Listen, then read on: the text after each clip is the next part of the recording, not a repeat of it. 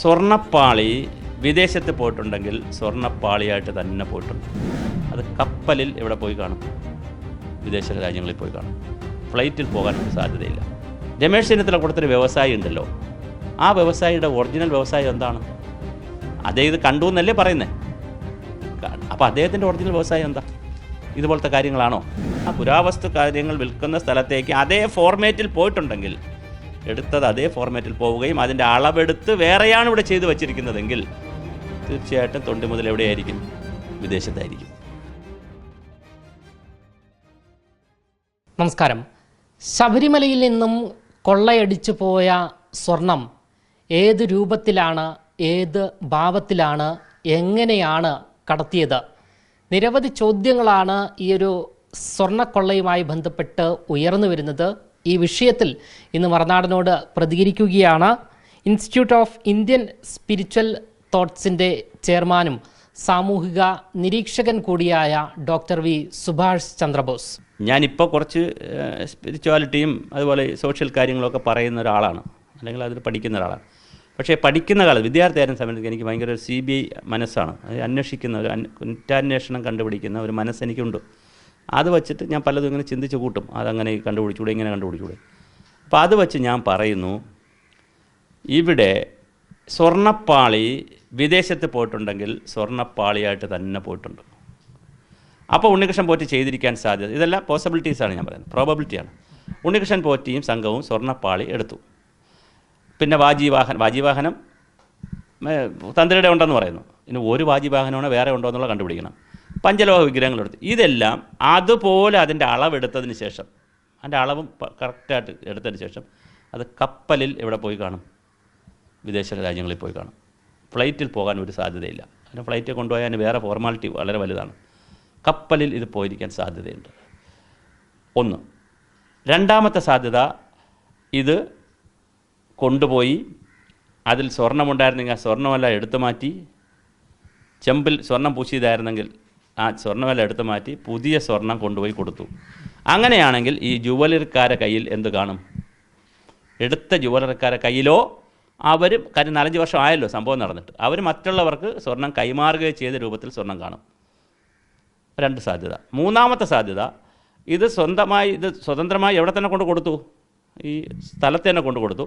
അവരത് മൊത്തത്തിൽ മാറ്റി, മൊത്തം സ്വർണ്ണമായിരുന്നു, 40 കിലോ സ്വർണ്ണമാണെങ്കിൽ പിന്നെ അത് മൊത്തം സ്വർണ്ണമായിരിക്കുമല്ലോ, അതിനെ മൊത്തത്തിൽ മാറ്റിയിട്ട് പകരം ഡ്യൂപ്ലിക്കേറ്റ് സാധനം, ഡ്യൂപ്ലിക്കേറ്റ് മീൻസ് സ്വർണ്ണം തന്നെ ആയിരിക്കും, അല്ലെങ്കിൽ എന്താണോ കൊണ്ടുപോയി അത് തന്നെ ആയിരിക്കും, കാണാൻ ഒരുപോലെ തന്നെയാണ്. ഡ്യൂപ്ലിക്കേറ്റ് എന്ന് പറഞ്ഞാൽ ക്വാളിറ്റി കുറഞ്ഞെന്നുള്ള അർത്ഥത്തിലല്ല, പകരമുള്ളത് തയ്യാറാക്കി ഇങ്ങോട്ട് കൊടുക്കുകയും, ഇത് അവിടെയും 2 സാധ്യതയുണ്ട്. ഒന്ന്, അതുപോലെ അത് വിദേശത്ത് പോകാൻ സാധ്യതയുണ്ട്, അത് കട്ട് ചെയ്ത് ഇത് ചെയ്യാൻ സാധ്യതയുണ്ട്. അപ്പോൾ ഇപ്പോൾ ഡി മണിയെ കിട്ടിയ സാഹചര്യത്തിൽ ഈ ഡി മണി, പിന്നെ നമ്മുടെ ഗോവർദ്ധൻ, പിന്നെ അതുപോലെ മറ്റൊരു ഇതുണ്ടല്ലോ, ജുവലറിക്കാരനുണ്ടല്ലോ, അതായത് യുടെ പേര് ഗോവർദ്ധൻ, വേറൊരു പേരുണ്ട്, വേറൊരു പേര്, എന്തോ ഒരു പേരുണ്ട്. അപ്പോൾ 3 പേര് വച്ചു കഴിഞ്ഞാൽ ഇത് ജുവലറിയിലാണോ ഇരിക്കുന്നത് അതോ വീടുകളിലാണ്? 3 സാധ്യത ഞാൻ പറഞ്ഞു. ഒന്ന്, ജുവലറിയിലാകാം, വീടുകളിലാകാം, ഫോം മാറ്റിയിട്ടുണ്ടാകാം, വിദേശത്തേക്ക് 2 രീതി കൊണ്ടുപോയിരിക്കാം. ആസച്ച് കൊണ്ടുപോയിരിക്കാം,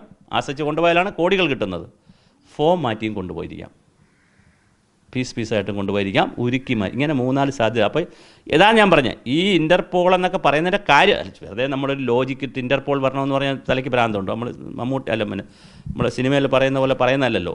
അപ്പോൾ ഇത് കൃത്യമായി വിദേശ രാജ്യത്തിൻ്റെ ആൻറ്റിക്വിറ്റ്സ് വിൽക്കുന്ന, പുരാവസ്തു കാര്യങ്ങൾ വിൽക്കുന്ന സ്ഥലത്തേക്ക് അതേ ഫോർമാറ്റിൽ പോയിട്ടുണ്ടെങ്കിൽ, എടുത്തത് അതേ ഫോർമാറ്റിൽ പോവുകയും അതിൻ്റെ അളവെടുത്ത് വേറെയാണ് ഇവിടെ ചെയ്തു വച്ചിരിക്കുന്നതെങ്കിൽ തീർച്ചയായിട്ടും തൊണ്ടി മുതൽ എവിടെയായിരിക്കും? വിദേശത്തായിരിക്കും. അല്ലെങ്കിൽ ഈ പറഞ്ഞ അതിനെ ഫോർമാറ്റ് ചെയ്ത് പല രൂപത്തിൽ മാറ്റി കഷ്ണങ്ങളൊക്കെ ആക്കി ആഭരണങ്ങളാക്കിയാണ് കൊടുത്തെങ്കിലും വിദേശത്ത് പോകാം. അപ്പോൾ 2 സ്ഥലത്ത് അന്വേഷിക്കേണ്ടി വരും. ഒന്ന്, ചെന്നൈയിൽ അന്വേഷിക്കേണ്ടി വരും, കേരളത്തിൽ തന്നെ അന്വേഷിക്കേണ്ടി വരും. കേരളത്തിൽ തന്നെ ഈ പൊളിറ്റിക്കൽ ലീഡർമാരിലും മുതലാളിമാരിലും വ്യവസായം, ഇപ്പോൾ മൂവാറ്റുപുഴ ഒരു വ്യവസായിയുടെ വീട്ടിൽ ഇത് കൊണ്ടുവച്ചതായിട്ട് പറയുന്നു. ആ വ്യവസായിക്ക് ഇതിൻ്റെ ഏതെങ്കിലും തരത്തിൽ ശബരിമല സ്വർണ്ണമാണെന്ന് പറഞ്ഞ പോലെ ലോക്കറ്റോ സ്വർണ്ണമോ എന്തെങ്കിലും കൊടുത്തിട്ടുണ്ടോ എന്ന് നമുക്കെങ്ങനെ അറിയാം? ജയറാമിൻ്റെ വീട്ടിൽ ഇത് കൊണ്ടുവച്ചു എന്ന് പറയുന്നു. പോകാൻ സമയത്ത് ഇതിൽ നിന്നുള്ള സ്വർണ്ണമാണെന്ന് പറഞ്ഞ് അധികം വന്നതാണെന്നോ അല്ലെങ്കിൽ പണിതപ്പോൾ മിച്ചം വന്നതാണെന്ന് പറഞ്ഞ് എന്തെങ്കിലും ഒരു ആഭരണം കൊടുത്തോ എന്ന് നമുക്കെങ്ങനെ അറിയാൻ പറ്റില്ലല്ലോ. അപ്പോൾ കാരണം അതുകൊണ്ട് തൊണ്ടി മുതൽ ഒന്നുകിൽ സ്ഥാപനങ്ങളിൽ അല്ലെങ്കിൽ ഒരുപാട് വ്യക്തികളിൽ അടുത്തൊരു ഫോർമാറ്റ് എന്ന് പറഞ്ഞാൽ ഒന്നുകിൽ അതേ ഫോമിൽ പോയി, അല്ലെങ്കിൽ വ്യത്യസ്ത രൂപത്തിലാക്കി, പല രൂപത്തിലാക്കി ഇത് പോയിട്ടുണ്ട്. അതുകൊണ്ടാണ് തൊണ്ടി മുതൽ ഇവർക്ക് നേരിട്ട് പോയി ഒരു ജുവലറിയിൽ നിന്ന് ഇങ്ങനെ എടുത്തുകൊണ്ട് വരാൻ പറ്റാത്തത്. ഇനിയിപ്പോൾ ഇയാളെ റൂം കിട്ടുമ്പോൾ, ഈ മണിയുടെ വിവരങ്ങൾ കിട്ടുമ്പോൾ അവിടെ ഇതുണ്ടോ, വിദേശത്ത് കടത്തിയിട്ടില്ലെങ്കിൽ കിട്ടുകയാണെങ്കിൽ പിന്നെ ഈ കഥയില്ല. കടത്തിയതെല്ലാം അവിടെ തന്നെ ഉണ്ടെങ്കിൽ പിന്നെ ഇപ്പോൾ ഇൻ്റർപോളിൻ്റെ ആവശ്യമില്ല, ഞാൻ ഈ പറഞ്ഞ പോലെ.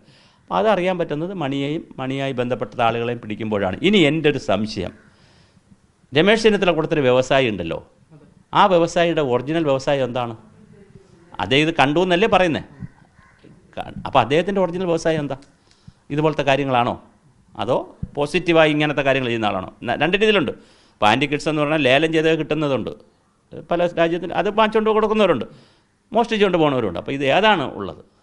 ഇതിനിടയിലൊരു കാര്യമാണ്, തിരുവനന്തപുരത്ത് പത്മനാഭ ക്ഷേത്രത്തിൽ ഇറിഡിയം എടുത്ത് കൊടുക്കാമെന്നൊക്കെ പറഞ്ഞ് ഒരാൾ പോറ്റി അവിടെ 25 ലക്ഷം വാങ്ങിച്ചെന്ന് പറഞ്ഞ് വേറൊരു കേസ് ഒരാൾ കൊണ്ട് കൊടുത്തിരിക്കുന്നു. അപ്പോൾ ഇത് കേരളത്തിലെ മുഴുവൻ ക്ഷേത്രങ്ങളെയും, തിരുവിതാംകൂറിൻ്റെയും പിന്നെ തിരുവിതാംകൂർ ദേവസ്വത്തിൻ്റെയും അതേപോലെ പരമശിവ ക്ഷേത്രം പോലുള്ള പ്രമുഖമായ ക്ഷേത്രങ്ങളുടെ എല്ലാം ഈ പോലത്തെ ഐറ്റങ്ങൾ കൊണ്ടുപോയി വിൽക്കാനുള്ള വലിയൊരു ലോബി ഉണ്ടോ എന്നറിയണമെങ്കിൽ നമുക്ക് എന്ത് കിട്ടണം? ഇതിൻ്റെ തൊണ്ടി കിട്ടണം. ഇത് പോയിട്ടുണ്ടെങ്കിൽ വിചാരിച്ചോണം ആ ലോബി കണക്ട് ചെയ്യണം, എങ്കിലേ അത് കണക്ട് ചെയ്യാൻ പറ്റുള്ളൂ. കാരണം ഇത് പോയല്ലോ, മറ്റേത് കൊണ്ടുപോകാൻ പോണതല്ലേ ഉള്ളൂ, ഇത് കൊണ്ടുപോയല്ലോ. അപ്പോൾ അതിൻ്റെ ഒരു രീതിയിലാണ് ഇതിൻ്റെ തൊണ്ടി മുതലിൻ്റെ ഒരു കറക്കം. ഫ്ലൈറ്റിൽ കൊണ്ടുവരിക്കാൻ സാധ്യതയില്ല. അയാൾ പറഞ്ഞത് വാഹനത്തിൽ കൊണ്ടുപോയെന്നാണ്, മറ്റേ ടെമ്പോ ട്രാവലർ വാഹനത്തിൽ, കാരണം നീളമുള്ളതാണല്ലോ. പക്ഷേ എൻ്റെ സംശയം ഇത് വിദേശത്ത് പോയിട്ടുണ്ടെങ്കിൽ കപ്പൽ മാർഗം തന്നെ ഇത് പോയി കാണും. കാരണം അതാകുമ്പോൾ വൻകിട ചരക്കുകളൊക്കെ കൊണ്ടുപോകുന്നിടയിൽ വേറെ ആൻറ്റി കിഡ്സിൻ്റെ ബില്ലൊക്കെ ഉണ്ടാക്കി കൊണ്ടുപോകാൻ പറ്റുന്നതാണ്. അപ്പോൾ അതിനകത്ത് ഇവിടെ നിന്ന് മേടിച്ചതായിട്ടൊക്കെ കാര്യം ഇങ്ങനെ ചെയ്യുന്നവർ കൃത്രിമ ബില്ലുമൊക്കെ ഉണ്ടാക്കാൻ മിടുക്കന്മാരായിരിക്കും, ലേലത്തെ പിടിച്ചതാണെന്നൊക്കെ പറഞ്ഞ് കൊണ്ടുപോകുന്നതായിരിക്കും. അപ്പോൾ ആ രീതിയിലേക്ക് കൊണ്ടുപോയിരിക്കാനുള്ള സാധ്യതയുണ്ട്. അല്ലെങ്കിൽ ഇത് പല രൂപത്തിലാക്കി, പല ഫോർമാറ്റിലാക്കി കൊണ്ടുപോകാനുള്ള സാധ്യതയുണ്ട്.